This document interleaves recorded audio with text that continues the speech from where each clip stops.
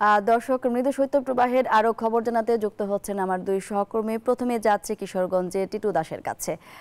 টিটু দাস, আপনার এখানে শীতের তীব্রতা কতটুকু দেখতে পাচ্ছেন জানাবেন।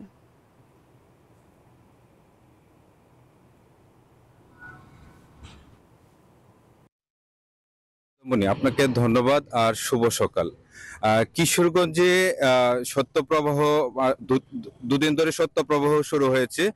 গতকাল আমরা কিশোরগঞ্জে সূর্যের দেখা পাই নাই এবং সূর্যের সাথে সাথে আসলে সূর্যের যেহেতু দেখা পাওয়া যায় না, তারপরে এই শৈত্যপ্রবাহটা কিশোরগঞ্জে খুব বেড়েছে গত দুদিন ধরে।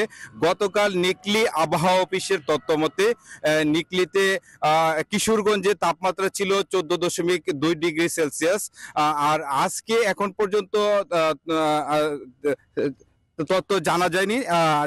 আগামী 9টার পরে, সকাল 9টার পরে আজকের তথ্যটা জানা যাবে। আর এছাড়া যে আমরা দেখেছি সকাল থেকে যে সড়কে হেডলাইট জ্বালিয়ে এবং গাড়ি জ্বালিয়ে সড়ক পথে গাড়ি যানবাহন চলাচল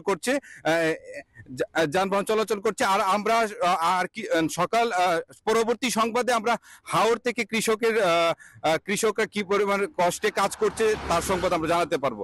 এই ছিল আমার কাছে কিশোরগঞ্জের নিকলি থেকে সবশেষ। আমরা যাচ্ছি এখন চুয়াডাঙ্গায়।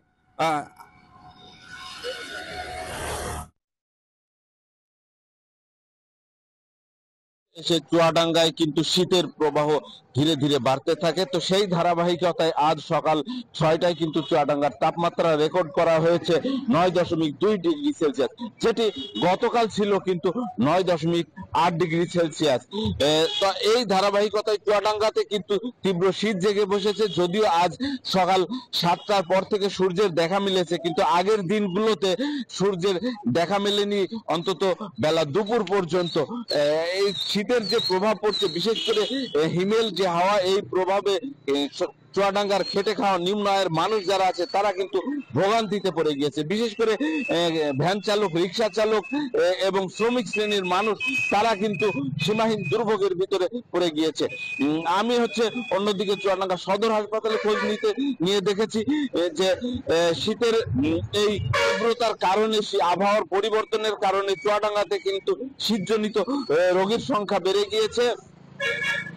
চিকিৎসক এবং সেবিকারা কিন্তু রোগীদের সেবা দিতে অনেকটাই হিমশিম খাচ্ছেন। আবহাওয়া অফিস যেটি জানিয়েছে সেটি আগামীতে আরো 2-1 দিনের ভিতরে তাপমাত্রা আরো কিছুটা কমতে পারে। এই ছিল চুয়াডাঙ্গা থেকে আমার কাছে, ফিরছি স্টুডিওতে।